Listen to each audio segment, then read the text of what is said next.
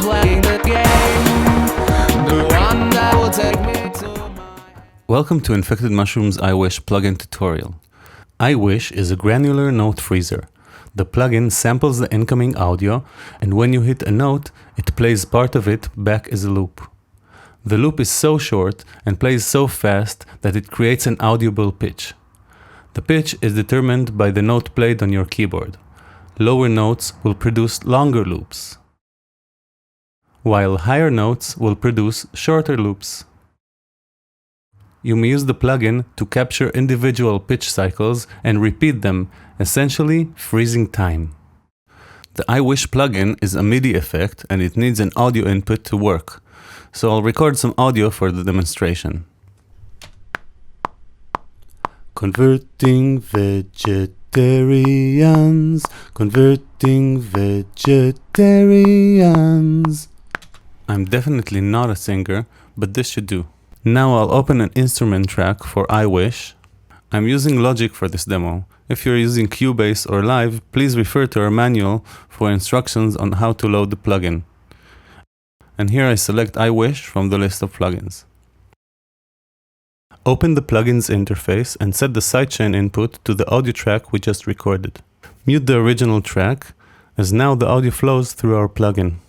Converting vegetarians. Whenever I press a MIDI note, the plugin loops a small segment of the original audio. I will now play very low notes that will create relatively long loops so you can easily hear the process.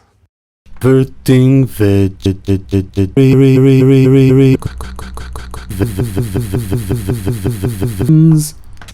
Whenever a note is played, the original audio is muted as the loop is introduced. Converting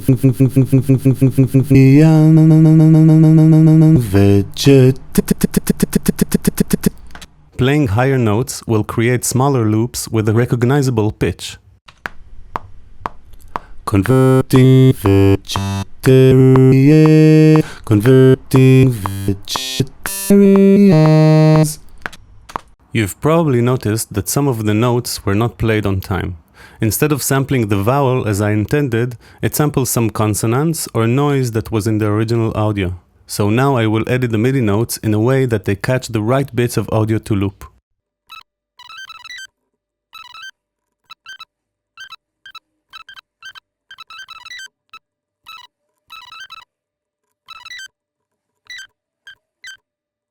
So now the MIDI is edited, and I've also dragged the audio to fit the beat better, and this is the result.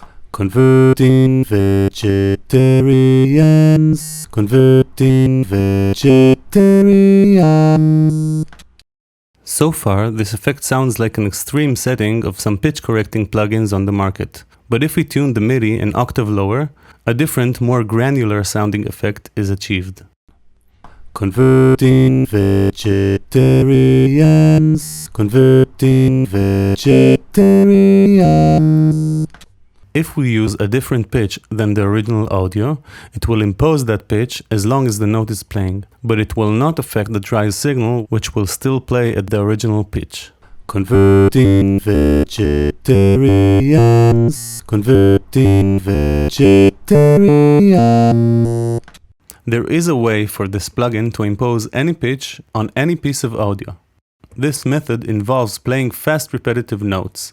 Each time a note is played, the audio is sampled again, essentially updating the wave shape of the oscillator. Using this method turns the plugin into a real-time wavetable synthesizer. Converting vegetarians. Converting vegetarians. And here is an example of a different pitch. Converting vegetarians. I can play any melody I like using my DAW's MIDI arpeggiator, which will automatically repeat any notes I play. Converting vegetarians. Converting vegetarians. Since we are using an arpeggiator, let's try playing chords and hear how that sounds. Converting vegetarians. Converting vegetarians. Let's listen to the same effect using a drum loop. Here's the original loop. and here is the arpeggiated version of that loop.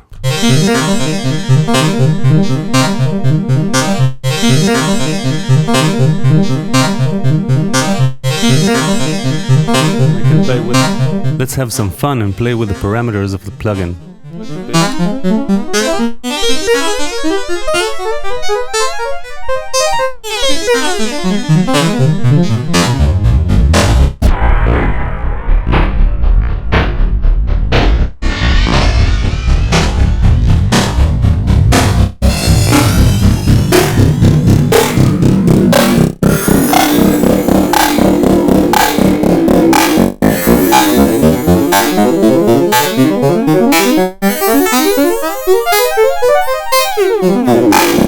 What you've seen up until now is just the tip of the iceberg. You can add glides, play chords, and even use the plugin as a synthesizer. You can check out our short demos for ideas on how to use the plugin, but we encourage you to experiment and come up with your own creative techniques. Let's walk through the controls of the plugin using a distorted guitar sound. This sound is great for use with the plugin since it has continuous audio with no silence in it. This way, there will always be usable audio for the plugin to sample. Let's record some MIDI.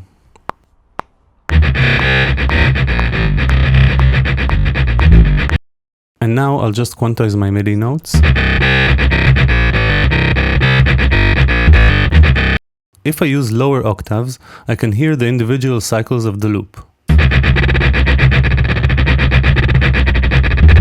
As I increase the pitch control and shorten the loops, the pitch becomes more audible.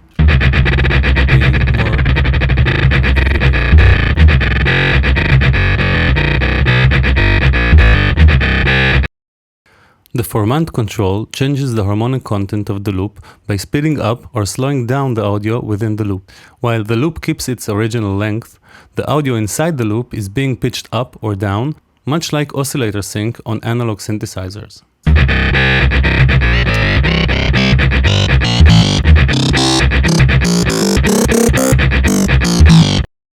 The link button connects the pitch and formant controls to move them both at the same time.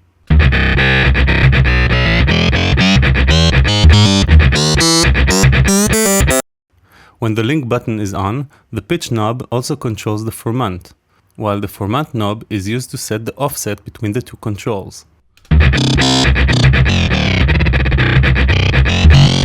The pitch and the formant controls are quantized to semitones. If you want fine control over the parameters, press Shift while you move the knob. The knobs on the plugin may be controlled in a round mouse movement or a vertical mouse movement. To use the default round movement, click the center of the control and drag away and around the center. The farther you are from the center, the finer resolution and precision you will gain. You may also right-click the knob to select the vertical movement for an up-down drag method. However, I prefer the round method as it is more accurate. iWish has a special mechanism that smooths out the loop using a crossfade between its beginning and end. The crossfade control sets the speed of the crossfade. With no crossfade, the loop may click every cycle and sound grungy.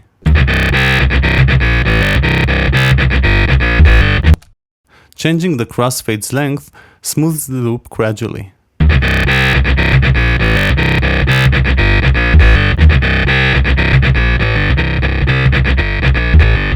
Experiment with different crossfade lengths for different audio sources and needs. The amp section contains a simple envelope and a wet fader. The wet fader sets the balance between the dry signal and the synthesized sound. The dry signal is actually a gated version of the original audio, which is muted whenever a note is pressed. And that's exactly what we hear if we set the wet fader to 0. If we set the wet fader to maximum, we can use the plugin as a synthesizer.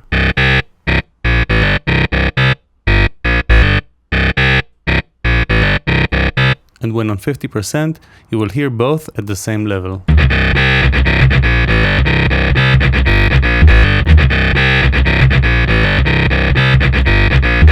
The amplifier envelope controls both the amplitude of the notes played and, in an inverted manner, the amplitude of the dry signal. The envelope consists of an attack control, which can be clicked and dragged to the sides, and the release control. It is possible to change the values by clicking the text on the panel. Let's hear the amp envelope in action.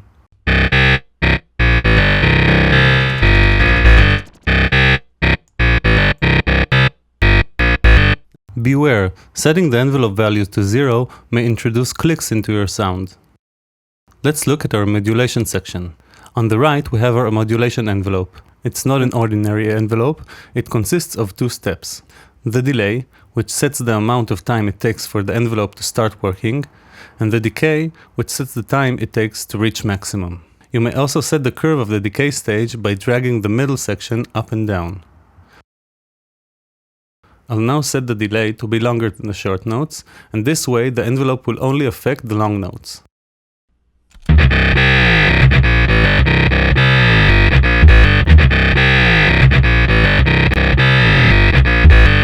Now I'm setting the formant to rise as the pitch falls.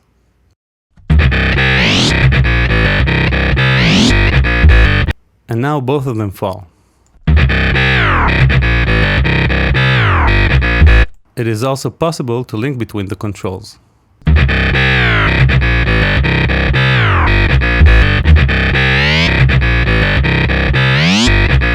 If I set the delay to 0, the envelope will apply to all of the notes.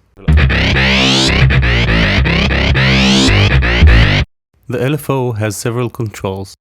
The fade control, which controls the length of a delay and fade in on the LFO, and the rate of the LFO.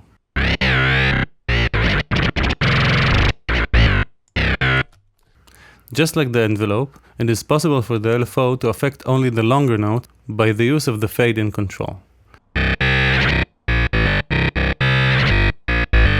And now I'll modulate the pitch by using the top fader.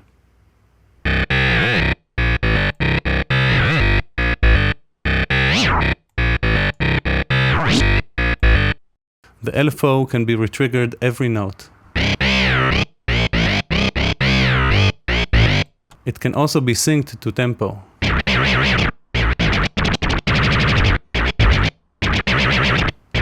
The LFO has several waveforms: sine,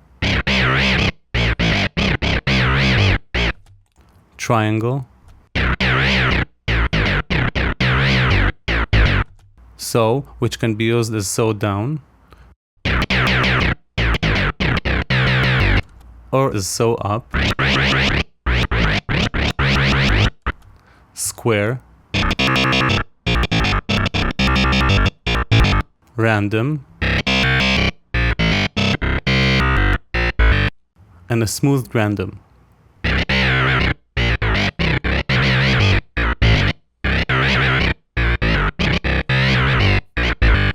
The controls on the bottom of the synthesizer control general aspects of the plugin. The poly controls the amount of voices the plugin can play at the same time. On legato mode, the glide will occur only when notes are overlapped. On mono mode, glide will happen on all of the notes.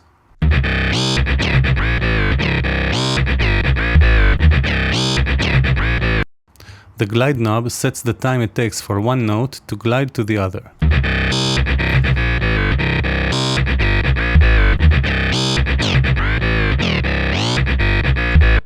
The delay knob is actually a MIDI delay, which is used to better align the MIDI to the incoming audio. It has a special pitch mode that can be better demonstrated using a drum loop.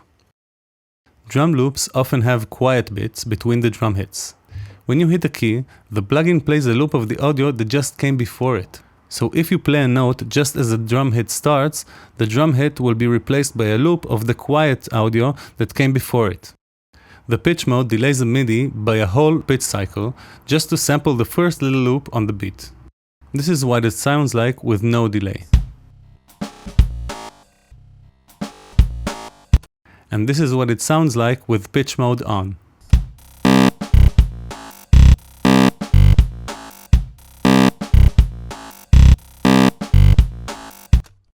By using the pitch wheel control, we can set the ranges of our pitch bender. Each direction has its own range setting.